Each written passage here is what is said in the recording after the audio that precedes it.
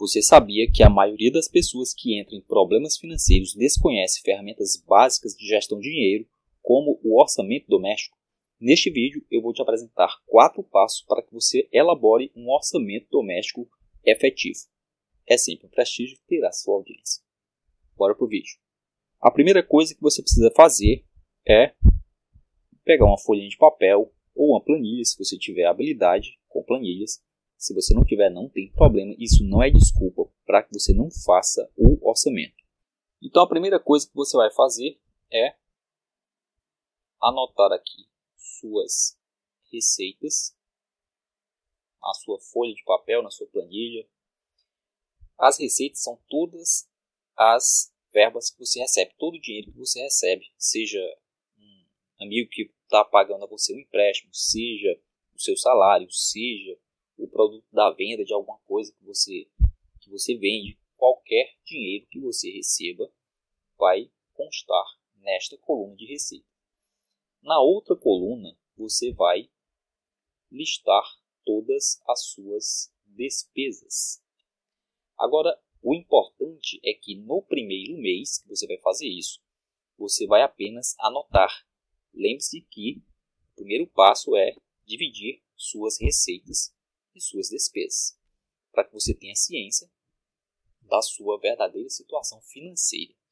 E nesse momento, você avalia se o que você está recebendo é suficiente para que você cubra todas as suas despesas. Caso não seja, você precisa pensar em estratégias de aumentar mais receitas, ou seja, ter mais renda, ou diminuir, cortar despesas. Às vezes é preciso fazer as duas coisas, às vezes não é possível fazer de imediato nenhuma das duas. O problema é que você precisa esclarecer a sua verdadeira situação financeira, primeiro tomando consciência para depois tomar uma providência. Depois que você listar todas essas despesas e receitas, você precisa agrupar. No primeiro grupo, você vai colocar aquelas que são fixas. Fixas no sentido de serem constantes. Mas não tem despesa fixa? Tem sim. Você deve ter comprado alguma coisa parcelada alguma vez, que foi em algumas vezes fixas. Não é sem juros, mas são parcelamento em parcelas de mesmo valor. Então, essas despesas precisam ser colocadas na categoria de fixas. Depois você vai colocar as que têm valor, nós vamos chamar de variáveis. Essas variáveis também, no momento, você vai apenas anotar. Pode ser conta de luz, pode ser conta de água, pode ser uma determinada taxa que varia, a própria compra de supermercado, que pode variar. Um mês você gasta mais, no outro você gasta menos, às vezes você gasta mais com item, às vezes você gasta menos com item. O importante é que elas são variáveis, mas elas têm um intervalo e isso vai ajudar no mês seguinte. Você sabe que ela tem lá um valor e esse valor fica entre um determinado ponto e outro ponto aqui. O importante é que neste mês você vai anotar e vai saber, mas você já sabe mais ou menos quanto que isso costuma variar, tanto para mais quanto para menos. A outra, você vai anotar também as despesas eventuais. Lembra que esse segundo passo é o passo que você vai agrupar as despesas. Relembrando, o primeiro passo você vai simplesmente dividir receitas e despesas. No segundo passo você vai agrupar as suas despesas com fixas, variáveis e eventuais. As eventuais são aquelas que você não costuma gastar todo mês, mas você sabe que de vez em quando aparece alguma coisa para você gastar e essa coisa vai ser chamada de despesa eventual. Também é aconselhável que você coloque categorias como, por exemplo, vestuário, gasto com manutenção de alguma coisa que você tenha, gastos com alimentação, gastos com dados, por exemplo, telefonia, telefone celular, telefone fixo, internet, etc. Então você também pode fazer esse seu agrupamento, considerando esse tipo de categoria, que também é muito bom para que você saiba com o que você gasta mais, com o que você gasta menos, o que você poderia melhorar em termos de despesa e o que você pode simplesmente diminuir ou até mesmo cortar. Às vezes você tem aí de repente 2 assinaturas de 2 serviços de streaming e você só usa um, ou então não usa nenhum dos dois, está até emprestado para outras pessoas e você paga.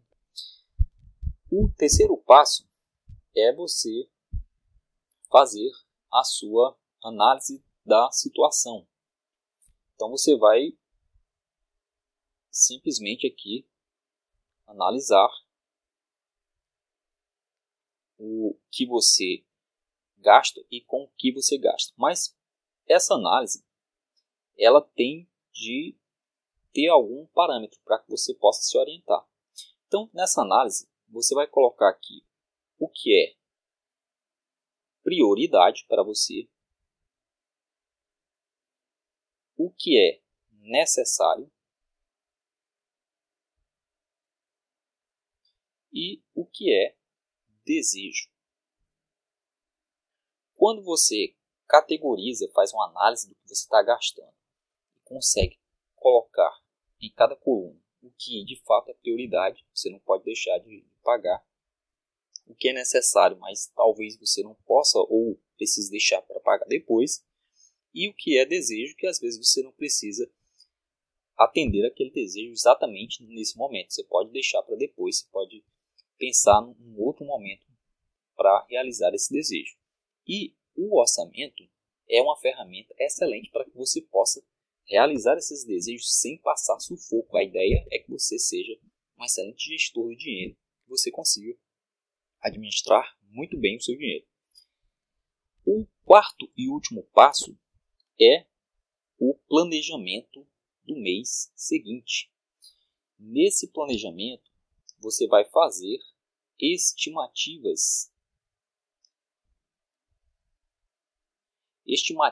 tanto de receita quanto de despesa, porque agora você já anotou no mês que passou inteiro, você já tem todos esses dados e com esses dados em mãos você já sabe, bom, em geral a minha conta de luz vai no máximo até tal valor e se eu não fizer tal coisa, talvez ela venha num valor mínimo tal, porque também eu não posso ficar no escuro.